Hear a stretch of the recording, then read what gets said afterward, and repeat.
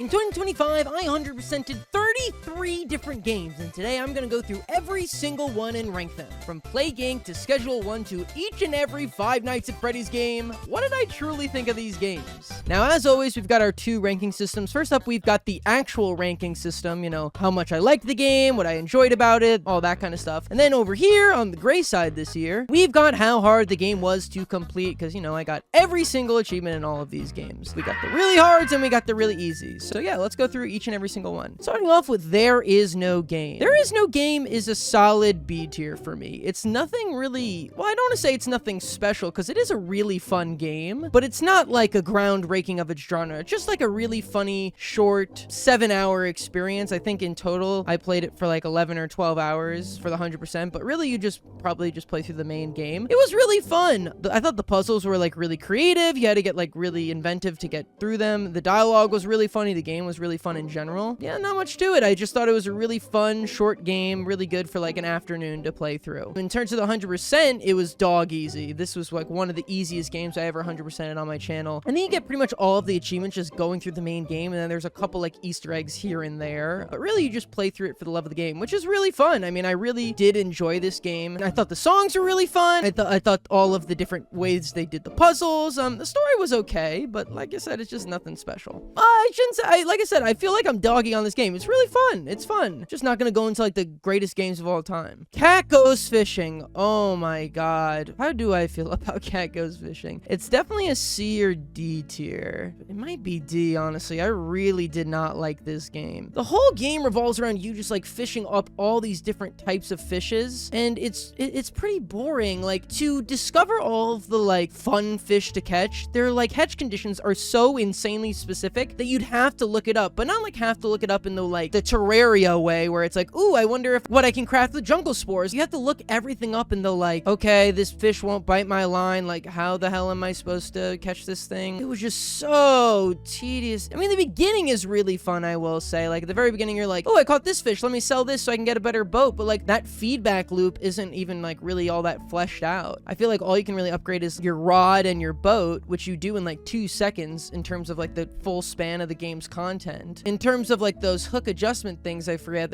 like tools that you can put on them, you pretty much always have to use the same set of them. There's not really a lot of variance because you always have to use flick, you pretty much always have to use sinker, and then either like 2 to make your line stronger and 2 to make it go faster. And it's like there's not really a lot of variance there. It's not a lot of customizability. I really just played through it because it was a game that I thought you guys would like, and you guys did. It's one of the most popular videos on my channel, so investment worth. In terms of the 100%, the thing is, it's really unfun. Like, but it's not like offensive. It's kind of offensive.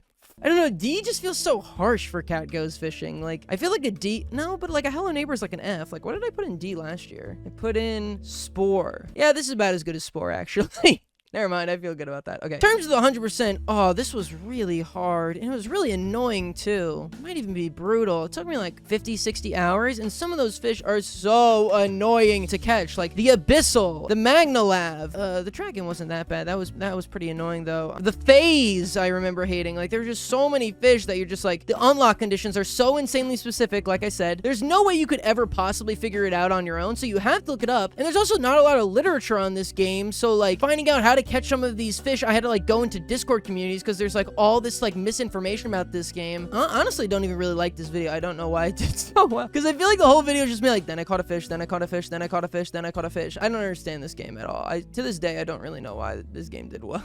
Anyway, this game sucked. I hated this game. All right, The Forest. The Forest is really good. The Forest is an A tier game for sure. One of the best survival games I've ever played on my channel, and period, I guess. It's really fun. I mean, it's really scary. Like, one thing that I like about it is like a lot of time horror games are not super fleshed out in the like other aspects of games, right? So this is like a horror game mixed with a survival game, and the survival elements are actually really well done. I think that the base building's really cool. Like, I like the way you can like drag and drop to make like all those really long baseboards for your house and stuff like that. And I like that you have to like dry out the skin for armor and stuff like that. I thought that those aspects are really well done. Of course, the game is really freaking scary. Those monster designs are really, really well done. That game is so freaking freaky when you're like in the back rooms. I kind of wish I played through it with Tuesday in hindsight, because I feel like we would have had so much fun playing through it together. Maybe if I ever covered the Sons of the Forest, but it's a really, really fun game. If you're like really into survival games and you want something a little bit like scarier, I'd really suggest it. The reason it's not an S tier is it's kind of janky, because I think it's like 12 years old or something like that. It's pretty janky. There's a lot of like glitches in it and like things that survival games of the now have optimized. The story was also really good. I forgot about that. The story was also really cool. I really loved the ending. Just an overall really fun game. In terms of 100%, I don't even remember the achievements for this game. Oh yeah, this one was pretty hard, because you had to get all of the missing passengers, explore all caves. That one took forever. You had to do a playthrough where you didn't eat any meat. And then, oh, I remember cutting down the 1,000 trees with all the bombs. Oh, I don't know if it's brutal. I think it was really hard. It's definitely harder than Cat Goes Fishing. Yeah, this one was pretty rough. I didn't really enjoy the 100%. Because also, like, you collect all these passengers and, like, you don't really, like, get... Like, I don't ask for a lot, but when you collect all of a collectible, I do like to get some sort of, like, lore drop or, like, fun thing. You get all those passengers and all the mushroom types and, like, all the steps you have to take, and there was no real reward for any of that. The 100% was okay. It was, like, very much in the, like, style of those games, like, 12 years ago, where it was just kind of, like, do a lot of things. Cut down 1,000 trees. Some of them are really cool, where you got, like, the photos, where you got, like, more lore into the island. I liked those ones, but, like, a lot of them were just kind of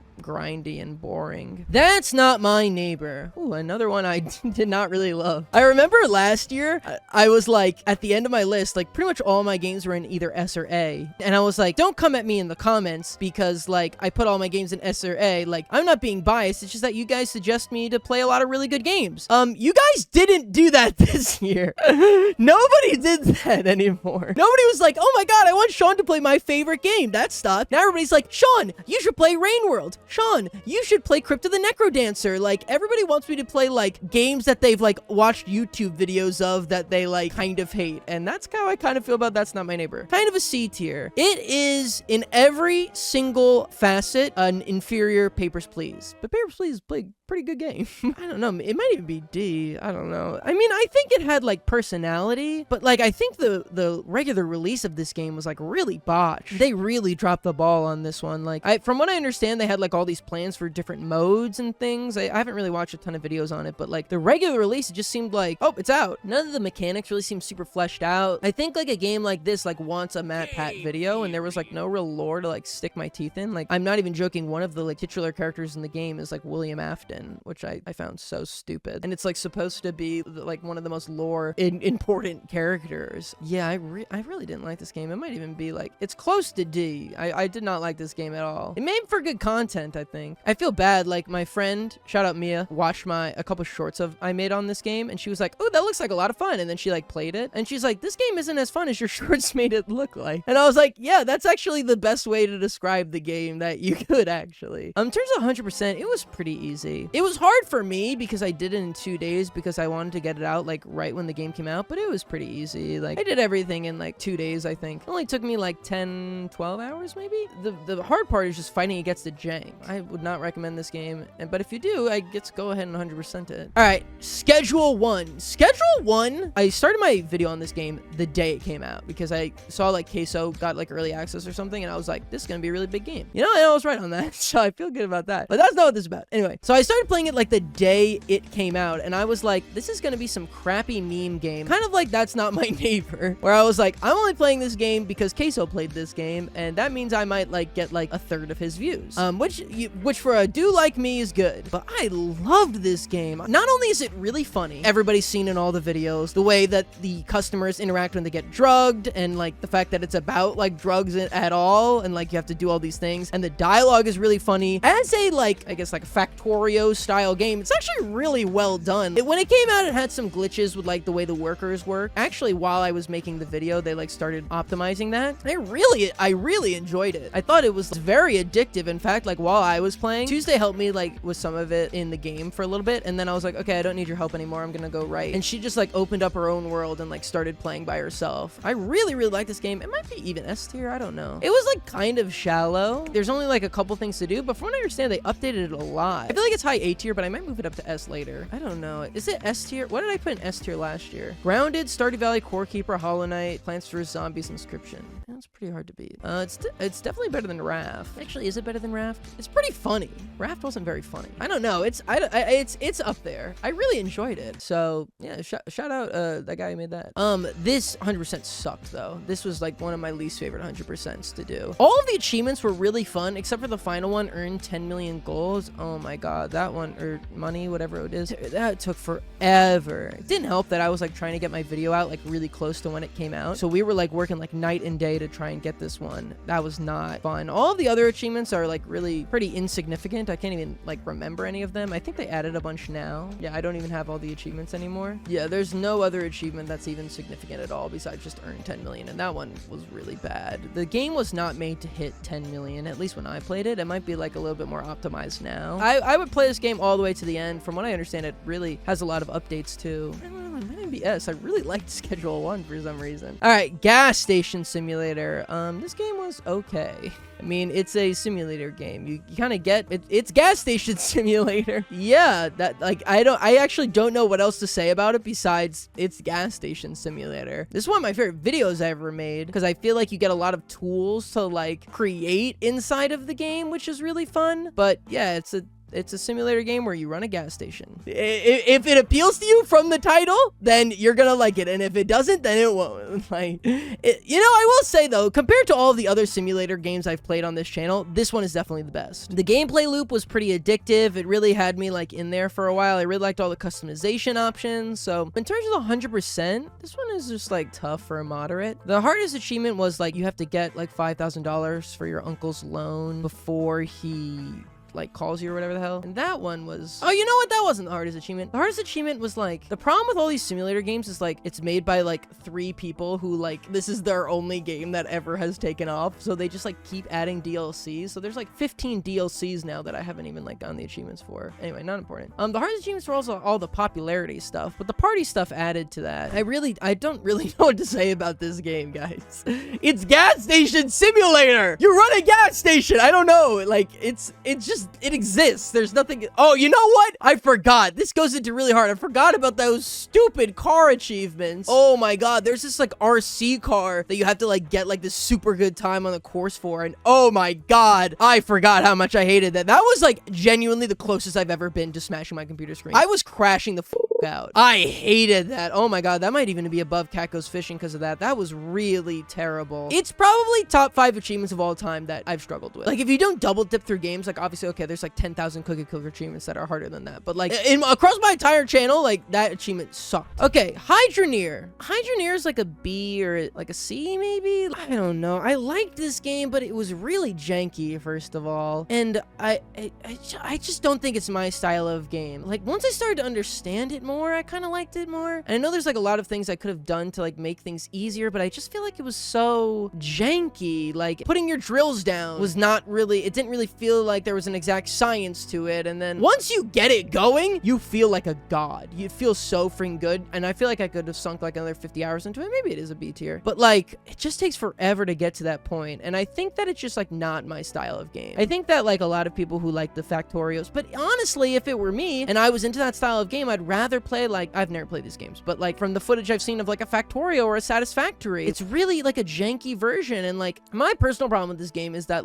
just as I started having fun with it, I felt like I was put in a different direction. Like just as I was like, ooh, I'm gonna make this super optimal like drill path and it has all these like conveyor belts and stuff like that, just as that started being fun for me, then it was like, okay, you actually don't need any more money because the highest achievement is like get 1 million gold. And I was like, oh, I'm like done. And then I had to like go do the fishing and the fruit making, and that brings me into the 100%. And this was, I don't know, this was either really hard or brutal. This was one of my least favorite 100%s to do. Not my least favorite games to play. Like the first like 10 hours were fun. I barely touched on my video, but like all of the vegetables and the fruit stuff, that part sucked. Oh my god, I hated doing all that and doing all the dripping and the sprinklers and reformatting your whole thing. And I was like, I'd rather just like keep optimizing like my factory, you know? I don't know why you made me stop doing that and I have to do like fishing and crap. Ugh, I did not like this. And it was hard taking all the time to learn all those mechanics. Like Like, that's something that I think a lot of people don't consider with my videos. And we'll get into this more in FNAF specifically, because that's going to be a recurring theme. If I went back and tried to 100% Hydroneer now, I could probably do it in like 20 hours. But it took me like 60 hours the first time because I have to learn all the mechanics. Like, I have to learn what's going on. And once you know what's going on in Hydroneer, it becomes a lot easier. But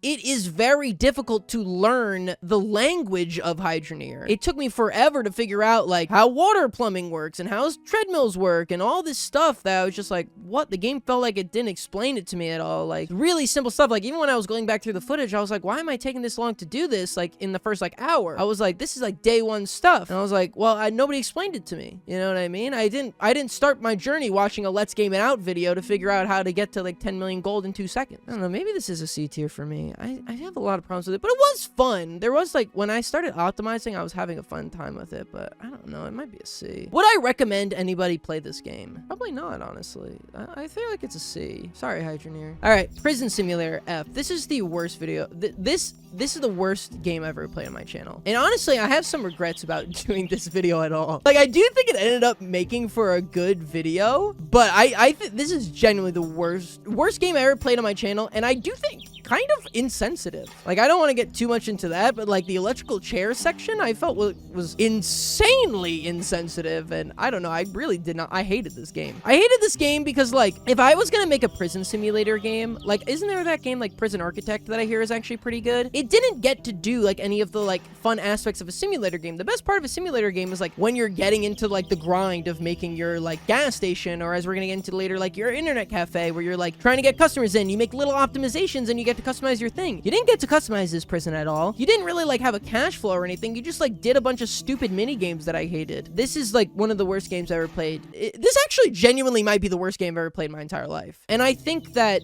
the developers behind this game should be ashamed. And also, here's the other thing that I want to say about this game. Since I've covered it, the amount of crappy asset flip simulator games in my inbox, oh my god, leave me alone! I'll cover your crappy simulator game if I want. Oh my god. Sorry, I had to get that off my chest. This might be brutal. How many hours did I play this for? 36 hours? Okay, it's not brutal. Like, sometimes I feel like you have to be relative. You know what I mean? Like, even the forest took me longer. I had fun. It took me less time than Hydroneer and the forest, but it sucked. The regular achievements weren't hard. If I was just going by the regular achievements, I put in tough. The last man standing mode? Oh my god, that is some of the least fun I've ever had on anything in my entire channel. That was horrible. I hated that really, really bad. Oh my god, that was terrible. Who thinks the combat is the best part of a simulator game? I'm actually gonna crash out. And here's the thing. Nobody cares. Nobody played this game. Nobody's gonna play this game. Nobody should play this game, and I don't think anybody has. I think this game was played by like me and Markiplier, and that's it. And it's our one shared experience. I hate this game.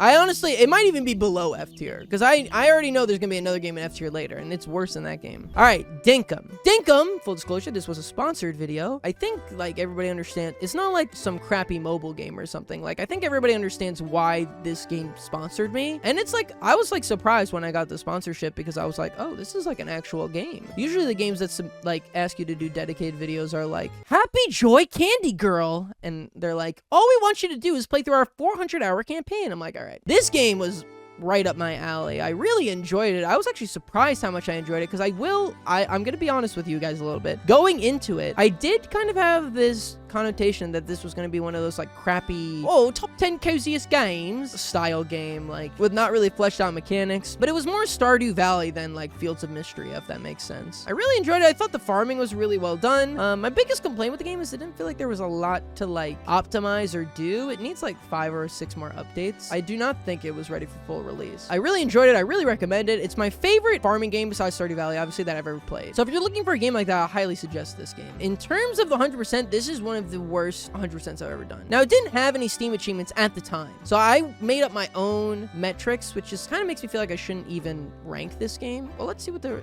Steam achievements are. Complete your pedia, have 5 hearts with every NPC. Okay, the thing that I did that really took forever, that doesn't seem to be a Steam achievement, I went and got every single one of Franklin's inventions or whatever, and oh my god, the trips to Hot Hot Hot are not fun. That's what I spent like my whole time doing. That was not fun at all. But like based off the Steam achievements, it would probably just be in like really hard. But you know what? I'm gonna go off what I did. Maybe I'll leave it off the final list. But you know what?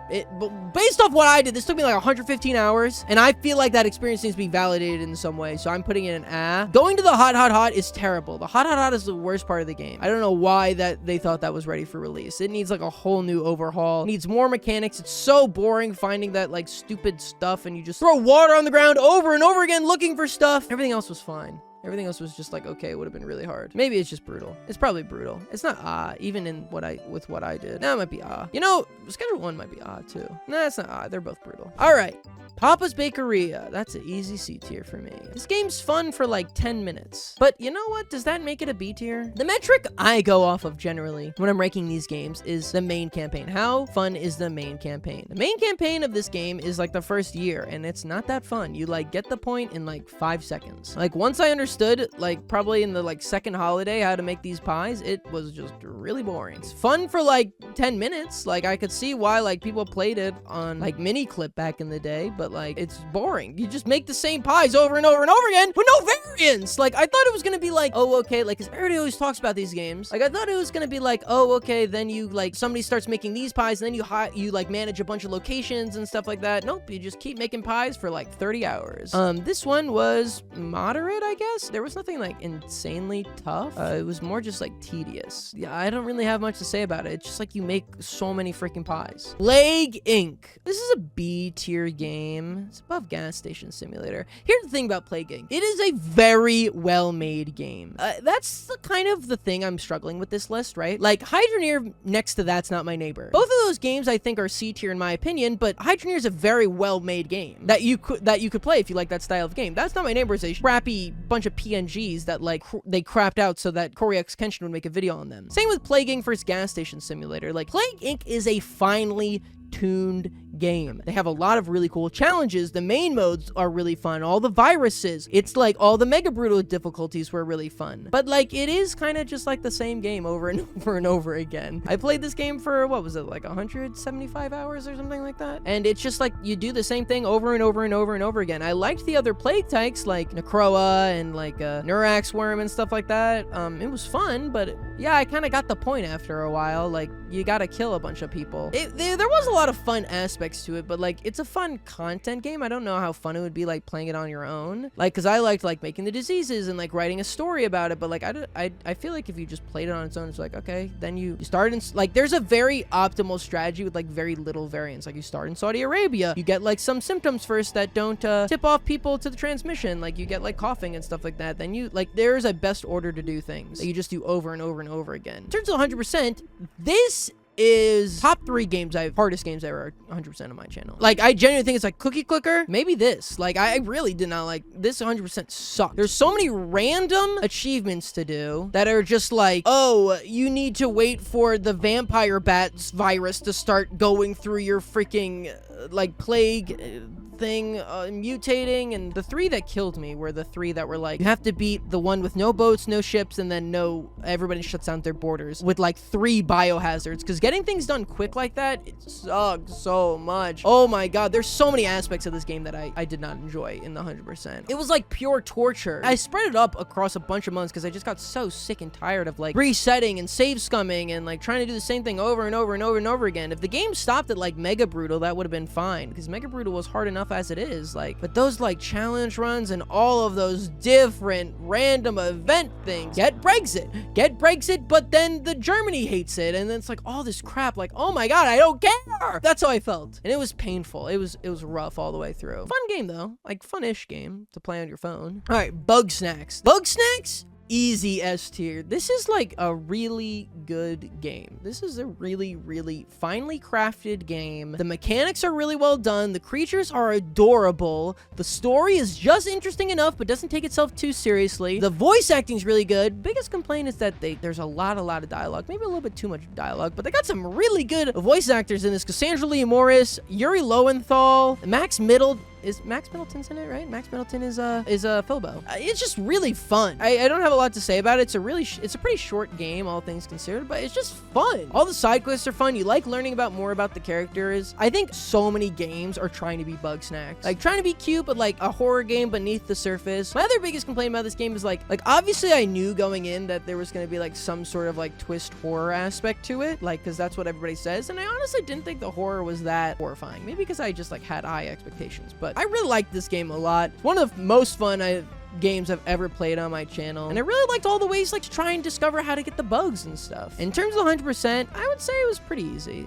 Was there anything really hard? I don't really think so. You know what? I do think That's Not My Neighbor and Bugsnax need to be a tier above There Is No Game. I mean, There Is No Game is really easy. I played this for like 30 hours, so I guess it was kind of hard. Because there was a lot of side quests that you need to get, and there was a lot to do. It's definitely a tier above There Is No Game, yeah. I think it would be like this. Really, really fun game. Highly recommend it. Really cute. SuperLiminal. SuperLiminal is the best way I can describe SuperLiminal. It is an incredible idea with an amazing engine and flawless platforming, and that's it. The dialogue sucks. The story is really bad. The secrets aren't really all that fun. It was just like they made this really cool mechanic, and then they were like, now what? I have to air my beef with this game. Everybody in my comments, because I said this in the video that I didn't like the plot, was like, well, the whole point of the game is like to change your perspective, and it's just like kind of emblematic of how Shawnee is because he wouldn't change his perspective on the game. That is the stupidest thing I've ever heard in my entire life. That is just, like, hundreds of people were leaving this comment, and I think it's so dumb. Because I said in the game, like, if spoilers for SuperLiminal, cut to this time stamp if you don't want spoilers for SuperLiminal. You're in a dream, and the whole point of the dream is that you accomplish something in the dream. So that's supposed to translate to real life, where you accomplish something to make it give you the sense that you're able to accomplish something. And I said in the video, I was like, this sounds traumatizing. And like, how does it give you the means to conquer those things in real life if you know that it's fake? Everyone's like, well, he didn't change his perspective on it because that's the whole point. Because you change your perspective because now you think that it's good. It's like, what? You can do that about anything. You could just say, oh, you're depressed. Be happy. Perspective changed. Gotcha. Oh, your dad died? Oh, stop being sad about that. Change your perspective. Another one in the bag. Like, I think that is such a stupid takeaway. I thought that was moronic. I did not understand that. And everybody dogging me in the comments was like, to me, it was kind of giving like person who took one therapy session and thinks they're a genius. Anyway, that was kind of about the comments, but and that's the end of the spoiler section. But that's about the game as a whole. I think the plot was stupid. It was so up its own arse. Like, I really did not like the plot. But the puzzles were awesome. Like the mechanic of like making things small and then making them big again. Like I thought that was really cool and it was really inventive and like really, really cool. But like the plot just like sucked. So it really like took me out of the game. So I like wouldn't super recommend it to everybody because it's not like and it's not like a cute plot like a Bugsnax or something. I guess Bugsnax is a pretty complex plot, but like anyway, I did not mess with this game, but I liked the puzzles, like, so I did, so it's still like a B tier. I just thought it was like it's pseudo intellectualism, I guess. I don't know, maybe it's like actually really smart and I'm just like an idiot, which is like very possible. I like Five Nights at Freddy's, so don't trust my opinion. All right, the 100% for this was pretty tough. It was really just a speedrun mode, which took me a while to like master. All the other achievements were like okay. The speedrun mode took me a good long while to master, and actually all those like some of the collectibles were like pretty hard to like actually get going. Some of those Easter eggs. If you like this game, definitely 100% it. The 100% was almost more fun than the game because like I liked the speedrun mode because the mechanic is really good, like of shrinking and growing things. I think that's awesome. The puzzles are the best part, and like seeing how you can get through it and like doing really optimized. Okay, well you can place this like sign on this ledge and stuff like that. Like that part's really fun. It's like the story that sucks. Slime Rancher 2. Slime Rancher 2 is a good game. In fact, in every way, it's better than Slime Rancher 1. Now, if you watched my video last year, you may notice that I ranked Slime Rancher 1 in A tier and Slime Rancher 2 in B tier. I don't understand why they made Slime Rancher 2, because they didn't really update any significant mechanics. They pretty much didn't really add any new slimes, really. There's a couple new slimes, and I thought the story and the new areas were just like okay. Like, it didn't really like take it to the next level. Do you know what I mean? Like, we're about to talk about Five Nights at Freddy's and Five Nights at Freddy's 2. That is a game where I'm like, this is a sequel. This is a sequel. I understand why they made this. Let's take Pokemon. Pokemon, I think, is an even better example. You look at Red and Blue, and then you look at like Ruby and Sapphire, and you're like, these are basically the same exact game. You get a starter from your town, a grass, water, or fire type. There's a bird there, and you go through the gyms and yada yada yada. It's basically the same game. But I see all the improvements, and I understand why they needed to make a new version. I don't really understand that for Slime Rancher 2. Not to say that they shouldn't have made a new version, because I thought the new areas were beautiful, even though they were kind of barren, but I just don't understand why they did it. Sorry, I know, like, what's this? No, it wasn't a sponsored video, but I talk to the Slime Rancher dev team sometimes, and I just don't really, like, get Slime Rancher 2. Like, I think it needed to go to that next step beyond what Slime Rancher was. Maybe you have to manage the slimes, or maybe you have, new types of slimes that require you to do X, Y, Z and stuff like that. Like, I just don't really understand why they did this at all. Like, it was good. I struggle to recommend it to people. And even if they haven't played Slime Rancher 1, I'd be like, just go play Slime Rancher 1. Even though Slime Rancher 2 is, like, technically a better game. It improved upon a lot of the things that, like, that Slime Rancher 1 had problems with. And, like, I think it even has, like, more replayability and stuff. I just, like, I don't know. I didn't like it as much. I don't think it's as good. There's 100%, this was pretty easy. I played this game for 40 hours, really? Maybe it was harder than I thought. Oh, yeah, the Shadow Plur Collectors. Okay, I guess it was, like, moderate. Yeah, it was, like, the same level of Bugsnax. Yeah, I don't really know about this game, guys. I don't get it. I mean, the areas were beautiful. Don't get me wrong. The environments were really, really well done. I feel like that's what they put their entire budget onto. And budget well spent. All right, guys. It's the moment that some of you have been waiting for. I am now going to talk about every mainline Five Nights at Freddy's game. If you do not care about Five Nights at Freddy's, skip to this timestamp, okay? Because this is going to be a large section of the video. There's 13 Five Nights at Freddy's games, and I got a lot to say about all of them. Five Nights at Freddy's 1. Also, for anybody who hasn't seen my video, which you should. Well, actually, I understand why you haven't seen it. It's 8 hours long, which is crazy. For reference, I didn't play Five Nights at Freddy's when it came out. I played all these games for the first time this year, and I had a passing knowledge of Five Nights at Freddy's. I had watched a couple of Matt Pat videos, of course, when, like, Five Nights at Freddy's had just come out, and, like, I had a general passing knowledge of Five Nights at Freddy's. Like, I know that William Afton dies in a fire. Sorry, that was really bad. But, like, I knew that. I had listened to Take Use for a Bite. I knew all the names of a lot of the animatronics. Not as many as I thought I did, apparently. I don't know who the hell Lolbit is, but anyway. So I'm coming into it with that perspective. And now I, like, have a knowledge of the lore, but, like, when I played a lot of these games, I didn't. So FNAF 1. FNAF 1 is a B-tier game, and it's probably, like, up here. When I first played Five Nights at Freddy's 1, I was like, you know what? I kind of get it. I get it, and I was surprised. I was like, this game's pretty good, actually. Hold on. Like, this is fun. The animatronics are freaky. There's not much to the game, is the unfortunate truth. Freddy's AI level is so low in the main game that, like, you don't really do much. It had the right level of lore. Like, it was really well done. I really liked the original Five Nights at Freddy's game. I don't think that's that hot of a take. Five Nights at Freddy's 2. And this is, like, when the series basically started. Five Nights at Freddy's 1 is basically like a tech demo. This is definitely either a B. I think this is a B tier. If I had to rank all of the Five Nights at Freddy's games, this one would rank in the A tier of Five Nights at Freddy's games. But in terms of games as a whole, it's not that. You know what I mean? Like, it's not scary. That's the biggest thing about Five Nights at Freddy's 2. It's not scary at all, really. It's fun. I think the gameplay mechanics are really well done. Oh, wait. I just realized I forgot to rank Five Nights at Freddy's 1. It is very easy. If you learn the exploit for 2020 mode, it is extremely easy with cam stalling. I'd say it's still pretty moderate. It's not as, I mean, it took me like 6 hours or something, but it takes a little bit to get 2020 mode down, but besides that, it's easy. Okay, anyway, back to FNAF 2. I mean, the atmosphere is really good. The vibes are really good. I think a lot of the animatronics lost a lot of their luster. Like, I don't think anybody would tell you that Toy Bonnie is cooler than regular Bonnie, or Toy Freddy's cooler than regular Freddy. And I think only a Gooner would tell you that Toy Chica is cooler than regular Chica. And who the hell is Balloon Boy? But, like, the puppet is still the scariest animatronic in the entire series. I love Mangle. It did a lot of good. I really like the lore. That audio log, someone used one of the suits, a yellow one. Now none of them are acting right. I love that. The lore was, like, just perfect enough to get me, like, interested into the game. I really liked this game, but, like, it's not super scary. It's just like an okay game. Like, it's a game you, like, play for a week and you're like, that was fun. It's not the game I recommend people play. Now I've become the FNAF guy in my friends. Last year I was the cookie clicker guy in my friends. Now I'm the FNAF guy, and I do not recommend them that they play this game. I'm like, just watch a playthrough. You'll get the point. In terms of 100%, it's brutal, man. That max mode. I mean, everything else is pretty easy. The max mode is really tough. I mean, it took me less time than a lot of these games and really hard, but I think that's like a misconception that a lot of people have sometimes. Like, just because something took less time doesn't mean mean it's less hard. Like, I was kind of talking about this before, but like that max mode that is brutal, man. That is really hard. Bonnie and just like doing it over and over and over again. And each night is only 7 minutes. You probably only get like 2 or 3 minutes in every single attempt. So you're doing like 2 minutes. What's that? Like 30 attempts an hour. And it took me 9 hours. That's a lot of freaking attempts, man. Puppet, Foxy, and Toy Bonnie. That's basically the entire mode. And that's really hard. That's very difficult. I really liked getting really good at that game. I found it really fun. It was a little too RNG based. It's definitely not my favorite max mode in the series. Springtrap.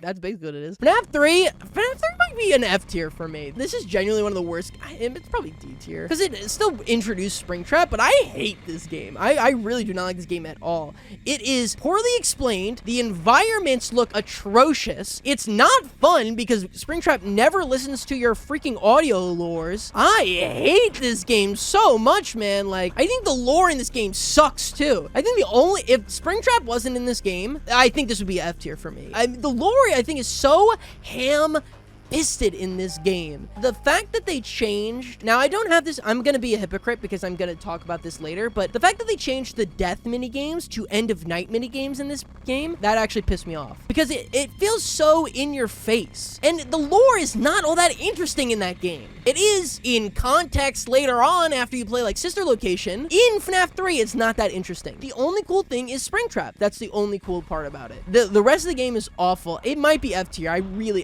hate FNAF 3. It might be, I think it's F tier. That's like a hot take, but it is kind of cool. I don't care. It's terrible. It's one of the worst games I've ever played, but it's not that. I don't know. It's like D or F. Is it worse than Cat Goes Fishing? Significantly, yeah. In terms of the 100%, it's like tough. Aggressive Nightmare is not one of the hardest in the series. I know everybody who's only watched freaking Astral Spiff and Britty videos on this is gonna be like, well, actually, it has the most RNG in the entire series, so that makes it hard. Okay, yes, to get consistent wins on FNAF 3 Aggressive Nightmare is very difficult, but it only took me like 2 hours. You know, it's not that technically hard once you know the correct strategy. It's pretty boring. It's just frustrating. I hate this game. Is it F tier? Is it F tier or is it D tier, chat? I'm keeping it in F tier. I don't care. All right, FNAF 4. I'm gonna be honest. I'm biased because I fell in love with FNAF 4. This is like a S tier for me. It's probably more like A. It's probably like really high A. But like for me personally, this is like one of my favorite horror games I ever played. And it's one of my favorite games I ever played on the channel. I think the animatronics are super scary. I think the audio-based gameplay is really well done. I think the lore being end of night minigames in this game is really well done because it's an interesting story. The crying child story is really interesting to me. I like learning more and more about it being a nightmare. And also like, okay, just to like pick up bone for a second. If you're gonna try and tell me that this game is not a dream, come the hell on. That this game's a dream. It's the crying child's dream, or maybe it's a coma or something like that, but that's what it is. And then I know there's like some theory that it's also like William Afton recreated this game as like a I don't know, as like a nightmare for people to torture to create Remnant or some stupid crap like that. This game made me feel bad about the way I talked about Hello Neighbor, because I was like, you know what? A game can all be a dream, and it actually informed the story because you're seeing these nightmares and you know it's a nightmare from the crying child's perspective, and it's like you see that he's scared that like he thinks someone's being stuffed in a suit when it's just like a guy getting into a mascot costume. Like, I loved that. I thought that the storytelling was really good and it like really informed the lore. I just thought it was really, really well done. I thought that the gameplay was really fun too, listening to everything and having to go check the closet and go on and so forth, so on and so forth. The same cannot be said for the 100% though. The 20/20/20 mode and the all nightmare mode, I was like PO'd. Now, I do say this in my video, I have like an audio delay when I was playing through this game, which like heavily affected my opinion of it, but I still think it's harder than FNAF 2. Nightmare has so much variance. Listening to him is so difficult. His fake laughs, oh my god, don't even get, I'm not gonna get started on the fake laughs. This is gonna make me bring this game back to A tier. No, I'm just gonna remember my memories of this game, okay? I like this game. This is the reason I fell in love with FNAF. That's what I need to hold on to. But it sucked. To get all those stars was not fun. I like thought about giving up on the video at this point. That was really bad. 20/20/20 mode and blind mode was just stupid. Blind mode was really dumb because the game is in parallax. It's not a flat image, so you never know where the goddamn closet is. God, I can't get started on this again. All right, Sister Location. This is probably going to be my hottest take in the entire video. And I think I might get death threats over this. So for people who don't know about FNAF, when Sister Location originally came out, it was just the main campaign. And it was unlike any other FNAF game before. It didn't have like the typical sit in the office gameplay, except for like one really short section. It was like more story-based and like you're walking through this facility. If Sister Location was just that, this would be a D tier for me. The actual gameplay sucks in that game. The spring lock section is not fun. Walking through Foxy's, whatever you call it, thing was not fun. Walking through Ballor's gallery is not fun. The Funtime Freddy section is not fun. The lore isn't that interesting. It makes no sense why your player character keeps coming back. And I think that it's a stretch to say that the animatronics need to have faceplates for whatever reason to make them easier to repair. However, the custom night update of Sister Location, that saved this game. That brings it up to like maybe a B tier for me. This is the best custom night in the entire series. And I've played Ultimate Custom Night even though it's not on this list. It is the most finely crafted experience. It is bones hard. It's the hardest custom night you'll play in the entire series, but it is good. Oh my god, that is a good custom night. It saves the whole, and the lore that they dropped in that. And I will say, of all the FNAF games, the vibes are my favorite in Sister Location, but the gameplay is really bad. It's really, really bad. It might even be C tier for me. The game, the regular base game is really bad. Baby's kind of interesting though, so I guess I like the lore, like now that I understand it more of Sister Location, but like the regular game kind of sucks. It would be between C and D for me otherwise, but the custom night is really well done. You have to be listening to where Funtime Freddy is, and then you have to be, okay, you gotta get Lolbit down, and you gotta do the thing for Yendo, and it's completely skill-based. You saved the game with this one, Scott Cawthon. Funtime Freddy is also my favorite animatronic, so I'm biased on this. This was brutal. This is I don't know. Is it as or brutal? This is like the angriest I've ever been completing a game. I think it's brutal. It's not as hard as Cookie Clicker or Celeste. And I think Schedule 1's harder than both of these games. That custom night mode is so goddamn hard. Oh my god. I think it took me like 13, 14 hours or something like that. Oh my god. That is brutal, man. Oh my god. You gotta go boom, door. I think the thing that puts it over the edge is Ballora and Biddy Bab. If there was no Ballora and Biddy Bab, it would be like, you could probably do it. It'd probably be on the same difficulty as FNAF 2. Ballora and Biddy Bab, like having to also listen to them in the background for their sounds, oh my god, that like makes it completely insane. All right, FNAF 6. Now this is an interesting game because, Freddy Fazbear's Pizza Simulator. It is hard to rank this game because it can only exist in the confines of FNAF. Does that make sense? Or if FNAF 4 just came out and it was just like a game, it wouldn't, my opinion of it wouldn't be changed at all. I'd be like, dang, I hope there was more games. FNAF 6 is only good as a finale, or what should have been a finale, to the FNAF series. That's the only thing that makes it good. Does that make sense? It's good because it gives a good conclusion to all the characters. It's good because it reveals to us all who was the puppet. It's good because Henry Enley's speech at the end. I mean, that's like 90% of it, honestly. And the darkest pit of hell is opened up for you. Don't keep the devil waiting, old friend. As a game, I feel like I guess it's B tier. The office sections are pretty boring. You just like sit there and wait. The animatronic designs in this game are terrible. Molten Baby is way too over-designed. They massacred my boy, Funtime Freddy, and you know that they really massacred him because in freaking Security Breach, when he comes back as freaking Funtime Freddy, not Molten Freddy. I'll have you know. Springtrap, don't even get me started on Springtrap. Maybe this game is C tier. No, it's B tier. It's fine. It's B tier. It might be C tier. I don't know. This game's not that good. No, but it's fun. It has a lot of charm. Helpy's really charming. I really like the salvage sections. I think the mini games are really fun. Midnight Motorist is cool. The lore is very interesting in this game. Like, I guess it's B tier. Like, I had a friend the other day who asked me, she goes, me and my friend want to play through a Five Nights at Freddy game together. Like, which one would you recommend? I said, you should play FNAF 4. You should 100% play FNAF 4. And if that's too scary for you, you should play FNAF 2. And I might even go down the list and they're like, oh, I really like FNAF 2. Or,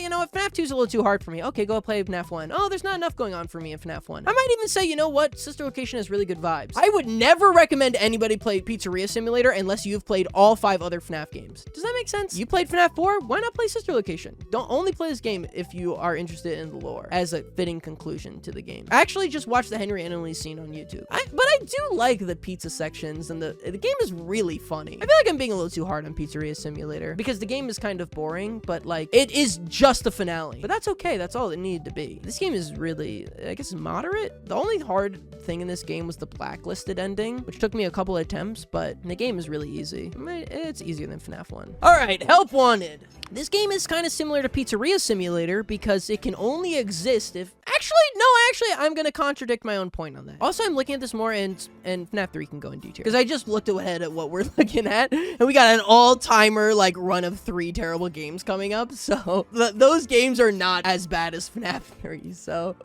Help Wanted's like a B tier. Help Wanted is a game with really high highs and really low lows. The recreations of the original games are really, really fun. Except for the FNAF 2 one. That one's just okay. Those are really fun, and some of the mini games are really fun. Like, all of the ones in the vent, it's called like Vent Repairs or something with Ennard and Mangle. Those were really, really fun. Then there's a ton of mini games in there that just like suck. Like all of the FNAF 4 stuff, they just like couldn't figure out how to do. But it is fun, you know? It is like a good fun time, but I don't know how... Well, I had Tuesday play it a little bit, and she had fun. I'd be like, play this game. And she's like, this one sucks. And I'm like, okay. And she had fun with like 4 of the games out of the like 50 in that pack. I'm gonna say this, of all of the plot lines in all of FNAF, my least favorite is Glitch Trap. Springtrap is the GOAT, obviously. I frick with the Mimic heavy. I think that there's a lot of potential there. I don't understand Glitch Trap really, and I don't really like him. He's creepy. He's definitely the scariest of all the FNAF villains, but I don't really like understand his like plot line or his motivations. And the Steel Will developers confirmed that he's like done. So I'm like, okay, he didn't even really do anything. What about the achievements in this game? I don't even remember. It was really just beating all the games. It was like tough. I thought it was tough. Some of them were pretty hard and took me a good amount of attempts, like the vent repair ones and the... You know what? I don't remember, guys. I just remember it was tough, all right? I can't... My brain is a giant pile of FNAF mush. Curse of Dreadbear. This almost might be worse than Prison Simulator. No, you know what? I'm looking ahead, and there's a game that I think is worse than this one. I hate this game. This was one of the stupidest DLCs they ever added. I didn't think it was fun. The vibes were cool. All of the minigames were either bad, not scary, or a cheap cash grab. I'm sorry, not cheap cash grab, but well, the whole game was a cheap cash grab. But a reskin of other already existing games. There were so many reskins. This DLC costs like, does it cost like $20 or $10 or something like that? Okay, it costs $10. Still, it's a stupid game. I do not like this game at all. Nothing is fun about it. Maybe it adds something to lore, but I do not care. Tell me what the goddamn Fall Fest is. All right, Security Breach. I'm gonna hit you guys with an insane take. I like this game, I think, more than FNAF 3. And it's not good. It's actually really, really bad. But there is some value to be surmised from it. I don't think there's any reason you should ever go play FNAF 3. But Tuesday actually edited the Security Breach section of my FNAF video, and after she was done editing it, she was like, can I just like play your game and like walk around the pizzeria a bit? And I was like, yeah, and she had like a really fun time doing it. Also, the other reason that I'm gonna say that I kind of like this game is it's so bad that it's interesting. It's not so bad it's good. Don't get that twisted. It's so bad that it makes for good conversation. It's pretty bad. I don't know. I actually might go back on my point. It might be worse than FNAF 3. It's pretty freaking bad. The plot makes no sense at all. The gameplay is not even fun in the slightest. I think my biggest critique of modern FNAF is actually that they care about the lore too much. You could play through like the original FNAF games and not really know all that much about the lore and kind of like get the point. That's not the case with Security Breach. Okay, I had this whole section in my Security Breach video, mild spoilers for Security Breach, because you spend the second half of the game trying to destroy the other animatronics instead of just waiting in Glamrock Freddy. And I'm like, why don't you just wait in Glamrock Freddy the whole day? The only way I can rationalize that is Gregory is evil. And somebody in my comments, not somebody, a lot of people in my comments were like, well, Gregory is actually evil, so that actually makes this good storytelling. And I'm like, no, it doesn't, because that's not communicated to the player at all. It's just like a stupid assumption that I could make. You need like a more evidence to compound to do that. You know what's a really amazing example of what this game wanted to do if the whole point is that Gregory is evil? Mouthwashing. That is spoilers for mouthwashing, I guess. Everybody who's watching this video has played mouthwashing, I assume. And if you haven't, you should. That is a game where you play as the villain and you don't know it at first, but when you learn it, it makes sense. And it's a good twist as well. Unspoilers for mouthwashing. That is a game that has mastered what this game wanted to do so bad if that was their intent. I'm not even talking, okay, so, but not even talking about the lore aspects of things. Just the gameplay sucks. Going through the daycare section is not fun. Going through all the stealth sections with Chica and Roxy and Monty are not fun. Mazer size makes me want to shoot myself in the head. Oh my god, this game is so bad. Holy crap. And the dialogue is terrible. And the endings are comic books. Like, I can't wrap my head around how bad this game is. It's so... It almost seems like it was intentionally awful. FNAF 3, I'm like, oh, they messed up a couple things. Like, there are so many aspects of this game where I'm like, did they do this on purpose? Did they make this bad on purpose? Why does Vanessa not show up in the game at all? Vanny's in the game for like 5 minutes. And why are there 2 Vannies? Why are there 2 Vannies? Oh my god, this game is so... It might be worse than FNAF 3. I don't know. They're like actually like tied for me. They're equally as bad. In terms of the 100%, Curse of Dreadbear was moderate, and then Security Breach is like moderate as well. I don't even remember the achievements in this game. I'm trying to keep my sanity is what I'm trying to say. Oh my god, finding all the prizes though, that sucked. You know what, this might go up to tough. That was really annoying. It took forever because there's only 1 save point in the entire game. And you know what, guys? I got through my whole review and I didn't even talk about Burn Trap, so that's how you know it's bad. I didn't even talk about him. All right, Ruin. Ruin is written. It's not that good. Slow your roll, Steel Wool. It's not that good. Ruin, is it actually even that good? It might be more like B tier. I really liked Ruin from a story perspective. Now, here's where I become an unreliable narrator in this series, because I started off the FNAF games just like going in, enjoying it. And after FNAF 6, I became obsessed with the lore of these games. And I think FNAF Ruin does a really good job with that. However, the gameplay kind of sucks. Like, you just go around like putting your wrench inside of things and then like doing really simple like baby puzzles. Is it A tier though? I really liked Ruin, but it's not better than FNAF 1. It's definitely in the upper echelons of FNAF games. But you know what? Would I tell somebody to play FNAF Ruin over Sister Location? No. No, I wouldn't actually. You know what? That's a really good point. I just convinced myself. The gameplay's not really all that good, but it did fix a lot of mistakes of the series past. I love the ending. The story bits are really cool. There's a lot of really frustrating sections, like the one where you're above Monty Golf. I thought that section stunk. But are the vibes better than Sister Location? Probably not. But it is really good. I don't know. I really liked it a lot. I thought it was really fun. But maybe I just thought it was really fun because I had just played Security Breach for like so long. And a lot of the actual gameplay is just like, okay, I really don't know how it's just like somewhere in B tier. I'm just gonna put it here. I'm not sure how I feel about it. I love everything they did with Cassie and Roxy. I thought that was awesome. Cassie the writing is way better in this game. But yeah, it's just okay. Stop. Do not eat that. Finn's trying to eat the headphone cord. Finn's my dog, not my baby. I want to make that clear. Okay. This game was pretty moderately easy. Loved Glamrock Bonnie being a reward for everything. That is a good reward for completing everything. That's a good freaking reward. Glamrock Bonnie, that was awesome. I don't really have much to say about this 100%, honestly. It was mostly just like beating the game. Help 1 and 2. This might be worse. No, it's not worse than Prison Simulator, but it's pretty bad. I hated this game. I think all of the games are either matching. I said this in my video. All of the games are either matching games, reskins of previous games, or games where you just look at a monitor and do what it tells you, which is basically just a matching game. This game did not have the sauce to exist. Help Wanted 1 is a remake of FNAF 1, 2, 3, 4, and 5, which are some of the most beloved games in the series. This is a remake of FNAF 5, which they already did, FNAF 6, which doesn't really have any recognizable moments besides the Henry Emily speech, which they didn't do, and Security Breach, which everybody can agree that they hate. I do not understand why they did this. Why I did, because it's $40, so they wanted money. Finn, stop biting the desk. It's not time to bite the desk. I hate this game. This game might be worse than Hello Neighbor to me, and that is saying something. I hate Hello Neighbor. I think actually all these games might be worse than Hello Neighbor. Hello Neighbor had some redeeming aspects. There's nothing I can say about Help Wanted that I enjoyed besides the ending. In terms of 100%, it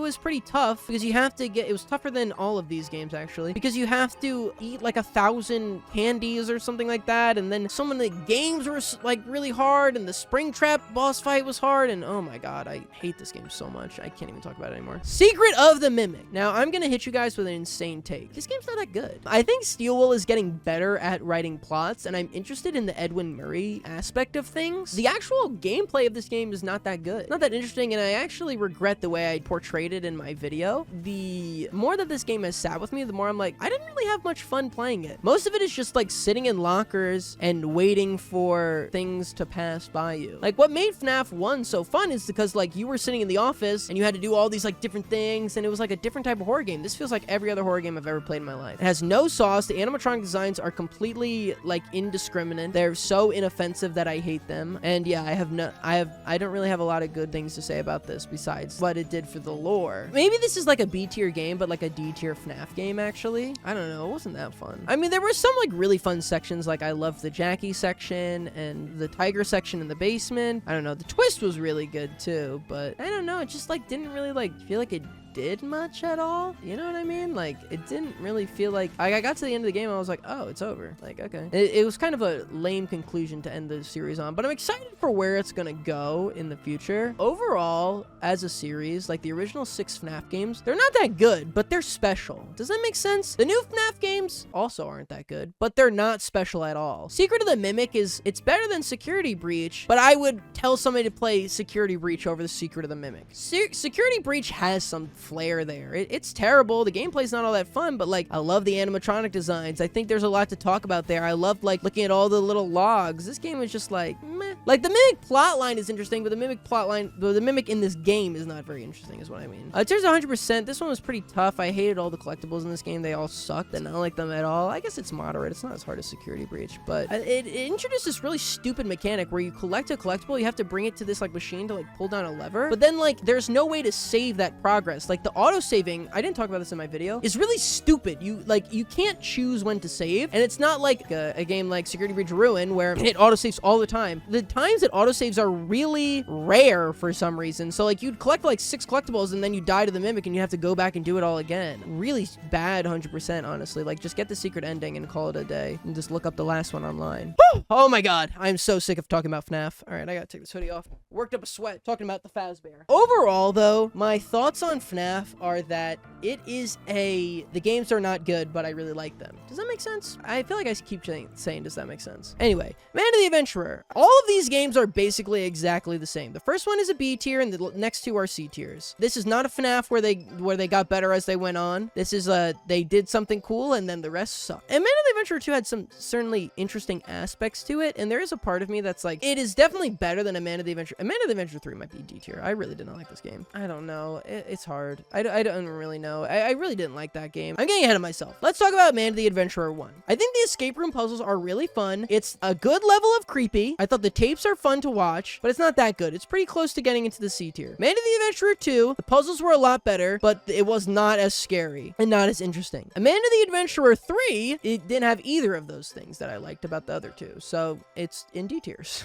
It was an okay conclusion, I guess. I feel like what happened with A Man of the Adventurer, what happens with all mascot horror games, of course, is that they get too into the lore, but like in a bad way. Every single like theory video on the internet about A Man of the Adventurer, almost all of them are, who is Wooly and who is Chicken Scratch? That's what like everybody wants to know. Who is Wooly? So they put a lot of emphasis into who is Wooly in the reveal, but it doesn't really matter who Wooly is to me, because to me it was super obvious that Wooly is a, spoiler, Hamlin employee, unspoiler. So it didn't really matter that his name was what it was. Like, that aspect didn't matter, but because there's so many theory videos about that, they needed to like pay that off. But like, I was way more interested in like, what the hell is Hamlin doing? Why did they do all this? Which I don't feel like they adequately explained. Yeah, and it didn't really feel like anybody got comeuppance or anything. Like, I don't know, we saved Amanda, but like, it didn't really feel like Hamlin got like what they deserved. I don't know. These games are just okay. They're laughable. Like, they're not scary at all. First one is fun, but it's not scary. All of these games are really easy to 100% though, so if you want to do it in a weekend, go on ahead. The lore is actually kind of interesting, but maybe just watch a couple of game theory videos on it. All right, what are we up to? Internet Cafe Simulator 2. This is not a good game. I mean, it was kind of fun. It has some effort in there. Would I rather play this game? You know, I would rather play Cat Goes Fishing than this game. Actually, no, I wouldn't. This game was fun. It was just frustrating. It had like too many mechanics thrown in. They just like kept throwing in a bunch of mechanics. It felt like the hunger mechanic and like all these other bars and like, I don't know. I like the part you want to do is just like customize your cafe. Like, that part of it was fun. But yep, it's a simulator game where you run an internet cafe, and it's not as funny as Gas Station Simulator. This was a pretty moderate game to 100%. I don't feel too tied to it. I don't really have a lot to say about these simulator games. All right, Stanley Parable. Is this an A tier or is this an S tier? I think it's an A tier. This game is really, really, really funny. I wouldn't say it's like